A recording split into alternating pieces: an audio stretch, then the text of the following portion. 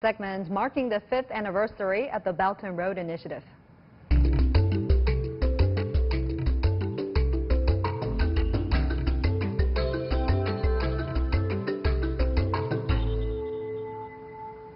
Today we continue our special series marking the 5th anniversary of the Belt and Road Initiative. The initiative is not just an infrastructure project, but also a very ambitious plan that covers a quarter of all goods and services moving around the globe. More and more countries have signed up to take part in the program, and China's trade with those countries has grown tremendously over recent years. We can now turn to my colleague Hona for more on this. So fill us in on this, Hona.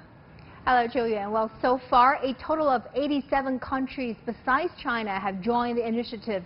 Over half of them are from Asia. First, let's talk about Southeast Asia, East Asia and Oceania. 16 countries in that region are in that initiative, including all 10 ASEAN members. Almost 60% of all Belt and Road trade last year came from here.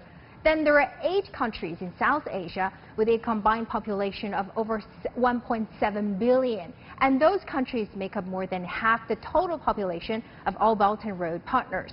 And moving to Central Asia now, with 5 countries in the region witnessing the fastest growth rate with China overall. And finally, 18 countries in West Asia, and this includes Saudi Arabia, China's biggest trading partner in the region, which contributes nearly 20% of all total trade. Well, China's trade volume with Belt and Road countries has grown rapidly in the past years. Countries like Qatar, Mongolia, and Kazakhstan saw an average increase of over 35% in 2017. China's biggest export markets include South Korea, Vietnam, India, and Singapore. And let's talk about Vietnam. The country has been a major partner, seeing trade growth rate of more than 20% in 2017, and that's the fastest growth of all countries. The country, together with South Korea, was also China's biggest import sources.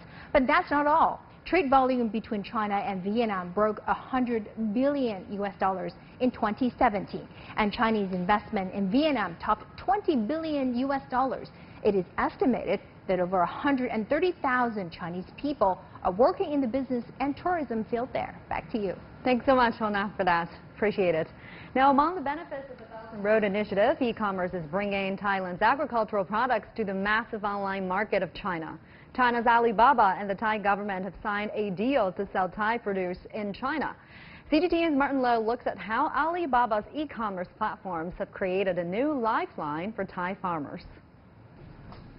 I'm Martin Lowe in the Longan fruit fields of northern Thailand, a crop that's set to reach new markets thanks to a deal signed with China under Belt and Road. It's harvest time in the Longan fields, a sweet-tasting fruit grown extensively in north and east Thailand. One of the biggest customers for the crop is China, already buying $300 million worth a year.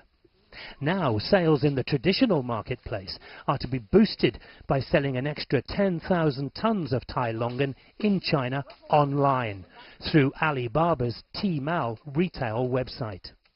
It's part of a Belt and Road initiative to help Thai growers reach new markets. This farmer says selling online will bring more international demand. Many farmers in this area are already growing more Longan than they did before. If they have extra land, they're turning it over to Longan. The deal follows an Alibaba promotion of Thai durian. 80,000 durians were snapped up in the first minute alone, and fruit worth $2 million was sold in just 3 days.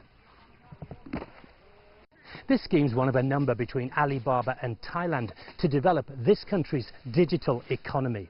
Alibaba will also provide training to Thai SMEs, that's small and medium enterprises, on how to maximize the online marketplace, and will help Thailand establish a national e-commerce platform. Alibaba is investing $320 million to create a digital hub in Thailand to link Thai producers to international customers. Meanwhile, China's on track to become the world's biggest consumer, with a prosperous middle class of 300 million people. Within 5 years, China expects to import $8 to $10 trillion worth of goods from Thailand that will include tropical fruits such as longan, durian, and rambutan.